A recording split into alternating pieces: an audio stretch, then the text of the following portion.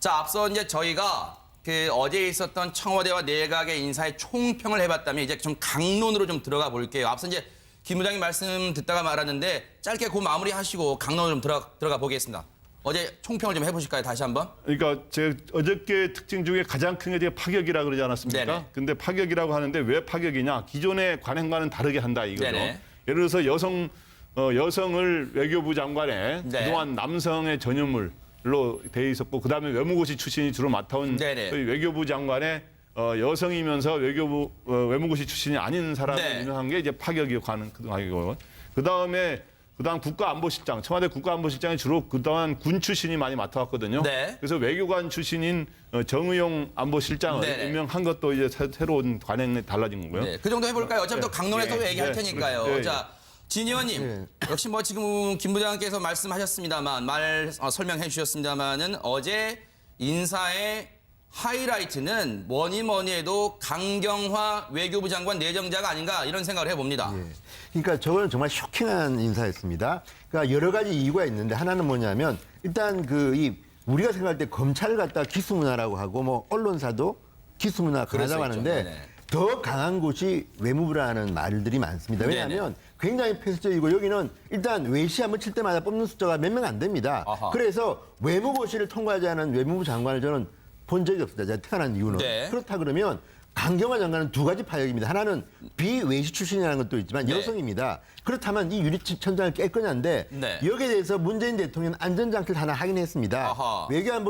안보실장에다가 있던 정의용 네. 직업 외교관 출신을 갖다 앉혔기 때문에 네. 나름대로 아마 뭐 부족한 거는 이제 할 텐데 네. 그렇다면 이게 뭐겠습니까? 이거는 개혁이라기보다는 네. 우리나라 외무부의 변화를 주겠다. 아, 네. 또 하나는 저는 이 실험이 성공할지 뭐 실패할지는 아무도 모르지만 네. 정말 의미 있는 실험이다. 네. 왜냐하면요. 공무원 사회라는 것은 어쨌든 누가 장관이 오냐에 따라서 완전히 컬러가 바뀌는데 네. 정말 굉장히 오랫동안 유엔에 있던 분입니다. 또 네. 그렇다면 이런 분이 와서 외무 공무원들하고 어떻게 손발을 맞출까? 나. 지금 뉴욕에서 강경화 장관 후보자가 인터뷰한 걸 보니까 네. 그래도 저는 외무부 국장으로 근무할 때 선후배들이 많았다. 네. 이분들 믿고 하겠다고 했는데 그러면 이분이 그동안의 평가를 보면 굉장히 친화적인 분이고 또 하나는 소통의 달인이라고 합니다. 유엔에서. 네. 그런데 4강 외교를 해본 적이 없습니다. 아하. 그러면 이 부분은 또 누가 채워줄 건지. 그래서 저는 네. 지금 문재인 대통령의 실험이 저는 굉장히 의미 있는 것이고 또 하나는 외교를 통해서 안보도 해결하겠다는 게 문재인 대통령의 이 생각 아닙니까? 그렇다 그러면 네. 강경화, 정의용 콤비가 어떻게 할지 네. 한번 기대해 볼 만한데 다만 이제 재밌는 것은 청와대의 인사수석도 여성입니다. 조현옥 수석이 발표를 할 때 네. 문제가 좀 있는 분이라는 걸 미리 고백을 해버렸습니다. 네. 예. 이거는 청와대가 일단 장관 내정자를 발표할 때 처음인데 네. 이분은 어쨌든 미국에서 유학할 때 따님을 낳았는데 네. 이분은 미국 국적자다. 네, 그리고 그 얘기는 저희가 잠시 뒤에 해볼게요. 네네. 그러니까 그런 걸 한 걸 보면 네네. 이런 그 문제점을 알고도 임명할 만큼 문재인 네. 대통령은 강경화 후보자를 신뢰한다. 그래서 네. 저는 이 실험이 정말 성공했으면 좋겠다는 생각을 해봅니다. 강경화 내정자에 대해 좀 설명을 드릴까요? 이례적입니다. 직업 외교관 출신이 아니고요. 비외무부 출신인데 첫 직업이 KBS 영어방송 PD 겸 아나운서였습니다. 외교부에 합류한 건 43살 때 1998년 그때가 DJ 정부 때죠. 김대중 전 대통령의 통역을 맡기도 했습니다. 외교부의 외무고시가 아닌 국제전문가 특채로 들어갔고 앞서도 설명 잠깐 나왔습니다마는 반기문 전 총장의 특보 역할도 했습니다. 그래서 반기문 사람으로 꼽히고 있는데 재밌는 게요. 지금 은발의 저 머리가 누리꾼들의 관심인데 어떤 얘기를 했냐? 본래의 모습을 뭔가로 가리고 싶지 않다. 염색하지 않는 이유에 대해서 이렇게 얘기했답니다. 내가 일하는 곳에선 머리 색깔에 대해서 아무도 개의치 않는다. 이런 얘기도 했답니다. 뭐 외국어를 굉장히 잘하는데 통역을 했으니까 뭐 이건 당연한 얘기겠죠. 원어민 수준이라는데 1997년 외환위기 당시 김대중 대통령 당선인과 빌 클린턴 미국 대통령 당시 통화 때 통역을 맡기도 했고 98년 당시 김대중 대통령은 이런 말도 했답니다. 내 말이 글을 통해 통역이 되면 더 아름답게 느껴진다. 이런 얘기도 했는데 앞서도 진 의원님이 잠시 설명했지만 어제 청와대에서는요. 강경화 내정자를 발표하면서 이례적으로 이러이러한 문제가 있다고 인사청문회를 앞두고 사전에 고백을 했습니다. 영상을 보시고 이어가 보도록 하겠습니다. 강 후보자의 장녀는 1984년 후보자가 미국 유학 중 출생한 선천적 이중 국적자였습니다. 한국 국적을 이탈하고 미국 국적을 선택했습니다. 본인은 다시 한국 국적을 취득하겠다라고 저희하고 약속을 한 바 있습니다. 미국에서 1년간 고등학교를 다니다 한국으로 전학을 오는 과정에서 위장 전입 사실이 확인됐습니다. 이러한 문제에도 불구하고 저희가 강경화 후보자를 지명한 이유는 후보자의 외교 역량을 높이 평가했고 또 현재의 상황에서 가장 적임자라고 판단했기 때문입니다. 5대 비리 관련자는 고위공직에서 배제하겠다고 밝혔는데 벌써부터 인사 원칙이 무너지는 것은 아닌지 우려스럽습니다. 위장 전입 사실만으로도 고위공직 배제 대상입니다. 김 의원님, 외교부 장관 내정자는 인사청문회 대상입니다. 자, 그런데도 청와대가 이른바 자기 고백을 했습니다. 자기 고백을 했는데 그럼에도 정면 돌파를 하겠다 이런 의지인가요?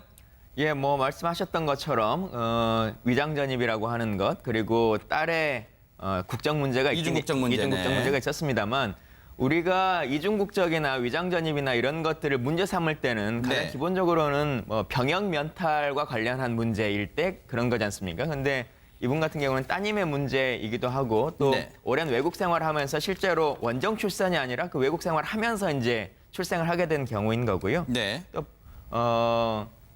또 위장 전입 같은 경우에 있어서는 네. 통상적으로 이제 부동산 투기라거나 네. 아니면 좋은 학군을 찾아서 가기 위해서 일부러 이제 하는 경우들은 우리가 말하는 위장 전입이라고 하는 것들이 높게 평가되는 나쁘게 평가되는데 네. 지금 같은 경우는 원래 있던 학교로 돌아가기 위한 거지 않습니까? 근데 물론 문재인 대통령 후보 시절부터 5대 사항이 있으면 네. 전혀 하지 않겠다라고 하는 약속을 하긴 하셨습니다만 네. 그럼에도 불구하고 청와대가 먼저 밝힌 것처럼 네. 그것을 넘어설 만큼 그리고 이것이 그렇게 중하게 느껴질 만큼의 사항이 아니다. 네. 그리고 능력이라고 하는 것들을 정확하게 좀 판단해 주면 좋겠다라고 하는 것들을 국민께 요청드리는 것이고 네. 물론 인사청문회라고 하는 것이 남아 있어서 네. 인사청문회 기간에 국민들과 언론과 또 국회를 통해서 검증이 다시 될 거기 때문에요. 네. 어떻게 동의를 구할 수 있을지 지켜봐야 될 것 같습니다. 김 부장께서 보시기엔 어때요? 지금 청와대 조현옥 인사수석의 얘기 보면 이러한 문제도 불구하고 강경화 후보자를 지명한 이유는 후보자의 외교 역량을 높이 평가했고 또 현재 상황에서 가장 적임자라고 판단했기 때문이다. 능력을 중시하는 건 좋지만 이런 문제점을 너무 간과한 거 아니냐 이런 지적이 나올 수 있지 않을까요? 어떻습니까? 양 측면이 있는 것 같습니다. 일단은 여성이라는 점과 네. 그다음에 어떤 고시 외시 출신이 아님에도 불구하고 능력이 있다는 점을 고려한 인사라는 점에서는 참신하고 파격적인데 네. 이런 식으로 지금 거론되고 있는 소위 이걸 청와대가 스스로 고백했습니다만은 두 가지 네. 이 점은 논란거리는 충분히 되는 겁니다. 왜냐하면 일단은 딸의 이중 국적 문제인데 네. 딸의 이중 국적 문제도 과거에도 그게 상당히 논란이 된 적이 있습니다. 과거에도 과거 정권 때요. 네. 그때도 아들이 아닌 딸의 이중 국적이 논란이 된 적이 있었고 그렇기 때문에 그런데 이거는 이렇게 되면은 어떤 우리가 미국하고의 여러 가지 협상하는 것도 많고 그러기 때문에 국익 간의 이해 충돌이라는 문제가 발생할 수 있거든요. 네. 특히 외교장관, 특히 그 법을 지켜야 하는 법무장관, 특히 교육의 모범이 대하는 교육장관 같은 경우는 그 자녀의 이중국적 문제가 상당히 논란이 되어 왔습니다. 그래서 근데 이거를 딸이 한국 국적을 회복하겠다는 약속을 했기 때문에 어느 정도 저는 완화될 수 있다고 보는 거 측면이 있고요. 그런데 또 하나는 이제 위장 전입 문제는 문 대통령이 대선 때 5대 이러한 의혹에 관련해서는 기용하지 않겠다라고 한 거와 배치된다는 측면에서 네. 위장 전입은 뭐 저는 이중국적보다는 비중이 약하다고 생각됩니다만은 네. 그래서 이 문제를 이제 또 하나는 지금 현재 능력은 굉장히 있습니다만은 우리나라 외교 중에 사강 외교와 북핵 외교가 중요한데 그 분야의 경험이 좀 적다는 게 좀 아쉬운 점으로 거론하는 게 있는데 근데 오히려 잘할 수도 있고 못할 수도 있는데요. 그래서 이런 거를 이번에 청문회 과정에서 네.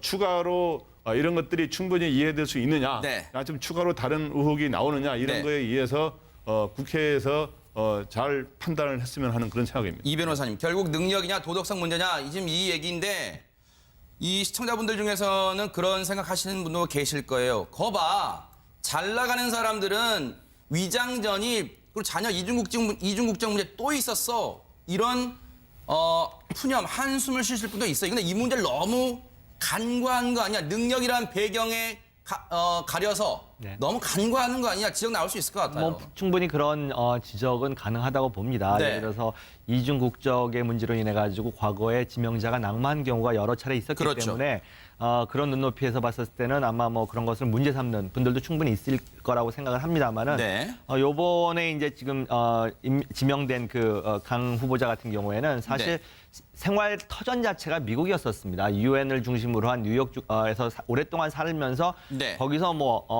아까 말씀하신 것처럼 원정 출산을 하기 위해서 난 것도 아니고 그다음에 또 위장 전입도 고등학교 때 전학을 오는 과정 중에 잠깐 그 이제 위장 전입을 했던 그런 경력이 있기 때문에 네. 그런 부분이 완전 흠이 아니다라고 말씀드리는 건 아니고 분명한 흠결이긴 합니다만은 지금 이분이 과연 이제 청문회를 통과할 건지 말 건지를 봄에 있어서 이런 부분도 좀 고려돼야 될 거라고 생각합니다. 지금 대한민국이 놓여 있는 외교 안보 상황이 정말로 중체대합니다. 네. 예를 들어서 지금 유엔을 중심으로 한 다각적인 대북 압박이 가해지는 상황에서 네. 이와 같이 좋은 카드를 어느 정도의 흠결로 인해 가지고 못 쓴다라고 하면은 국익 차원에서도 별로 도움이 되지는 않는다고 저는 보고요. 네. 그렇기 때문에 지금 물론 혼자서 외무장관 혼자서 외교를 하는 건 절대 아닙니다. 4강 외교 한꺼번에 이제 팀워크로 같이 해야겠지만 네. 유엔이라고 하는 중요한 외교 무대를 놓칠 수 없는 상황에서 이분의 지금 임명 아주 중요한 어떤 방점이 찍혀 있는 거라고 보기 때문에 네. 약간의 흠결 이런 부분에 대해서는 아마 야당 검증하는 과정 중에서 논란은 되겠지만 넘어가지 않을까라는 생각을 해봅니다. 제가 짧게 하나 그러시죠. 반론을 드리면요. 근데 이 문제는 그렇게 간단치 않을 수가 있는 게 일단 야당이 지금까지는 숨을 죽이고 있지만 인사청문회가 시작되면요. 어떤 식으로 하냐면 자 10명을 추천했으면 우리가 여기서 2-3명은 낙마시키겠다. 자 이명박 대통령이 어떤 분입니까? 10년 만에 보수 정권을 잡은 분인데도 불구하고 그때 인사청이 기억하십니까? 갑자기 야당이 몰아치니까 장관 여러 명이 날아갔습니다. 똑같은 겁니다. 지금 SNS에 타임라인을 읽어보면요. 네. 강경화 장관 후보자에 대해서 어떤 말이 나오냐면 이분 다 좋다. 여성이고 다 좋은데 정유라가 왜 문제가 됐느냐. 대한민국은 공정한 국가가 돼야 되는데 불공정하기 때문에 그런 거 아닙니까? 그런데 이일병 교수라고 지금 저 강경화 후보자의 남편입니다. 네. 지금 거제에 살고 있는 네. 연세대 명예교수의 인터뷰를 보니까 다 인정했습니다. 그리고 아마도 딸이 위장 전입은 학교 때문인 것 같습니다. 아마도 강경화 후보자가 나온 그 학교로 딸을 보내고 싶었던 것 같습니다. 그렇다 그러면 이런 것들을 보면 자 법을 이렇게 어긴 분도 장관할 수 있는가? 이거는 박근혜 정부를 비판했던 똑같은 코드로 비판할 수 있는 겁니다. 그런데 저는 이분이 이것 말고 또 다른 뭔가가 나온다면 네. 알 수 없지만 네. 야당도 지금 벼르고 있는 것 같습니다. 지금 박지원 전 대표는 인사 잘하시네요. 저렇게 쓰고 있지만요. 지금 국민의당의 신임 원내대표는 칼을 갈고 있습니다. 지금. 그렇다면 저쪽 분의 입장에서 볼 때는 똑같은 잣대로 네. 5개 중에서 한 2-3개가 나온다 그러면 네. 강하게 몰아칠 겁니다. 그렇기 때문에 지금 문재인 정부 특히 이제 민정수석은 상당히 준비를 잘 하셔야 될 겁니다. 그렇지 네. 않으면 이것도 또 하나의 적폐가 될 수 있다고 저는 네. 봅니다. 아직 나오지 않은 문제를 그러니까. 나올 것이라는 걸 전제로 얘기할 수는 2개가 없는 거니까요. 나왔으니까. 2개가 나왔으니까. 그래요. 그 정도만 하더라도 사실 있잖아요. 과거 정권 같은 경우는 문제가 총리 내린다도 그래서 낙마한 경우도 있지 않습니까? 그렇다면 이 경우도 굉장히 준비를 잘해야 된다. 그리고 또 다른 어떤 여론을 동원할 수 있는 생각을 하셔야지 너무 쉽게 생각하시면요. 안 된다고 저는 이건 봅니다. 충분히 일리가 있는 지적 같습니다. 왜냐하면 내가 하면 뭐고 남이 하면 뭐고 이런 식으로 하는 것은 조금은 무리가 있을 수 있으니까 앞으로 인사청문회 문제 과정에서 이 문제가 어떻게 불거질지 또 그 과정에서 시청자분들, 국민 여러분이 이 문제를 어느 정도의 충격파로 받아들일지 한번 인사청문회 과정을 지켜보겠습니다. 그래서 말씀하셨습니다만 설명해 주셨습니다만은 어제 인사의 하이라이트는 뭐니 해도 강경화 외교부 장관 내정자가 아닌가 이런 생각을 해봅니다. 예. 그러니까 저거는 정말 쇼킹한 인사였습니다. 그러니까 여러 가지 이유가 있는데 하나는 뭐냐면 일단 우리가 생각할 때 검찰을 갖다 기수문화라고 하고 언론사도 기수문화 강하다고 하는데 네네. 더 강한 곳이 외무부라는 말들이 많습니다. 왜냐하면 굉장히 폐쇄적이고 여기는 일단 외시 한번 칠 때마다 뽑는 숫자가 몇 명 안 됩니다. 아하. 그래서 외무고시를 통과하지 않은 외무부 장관을 저는 본 적이 없습니다. 제가 태어난 이유는. 네. 그렇다 그러면 강경화 장관은 2가지 파역입니다. 하나는 비외시 출신이라는 것도 있지만 네. 여성입니다. 그렇다면 이 유리천장을 깰 거냐인데 네. 여기에 대해서 문재인 대통령은 안전장치를 하나 하긴 했습니다. 아하. 안보실장에다가 정의용 네. 직업 외교관 출신을 갖다 앉혔기 때문에 네. 나름대로 아마 뭐 부족한 거는 이제 할 이 정부 때죠. 김대중 전 대통령의 통역을 맡기도 했습니다. 외교부의 외무고시가 아닌 국제 전문가 특채로 들어갔고 앞서도 설명 잠깐 나왔습니다마는 반기문 전 총장의 특보 역할도 했습니다. 그래서 반기문 사람으로 꼽히고 있는데 재밌는 게요. 지금 은발의 저 머리가 누리꾼들의 관심인데 어떤 얘기를 했냐?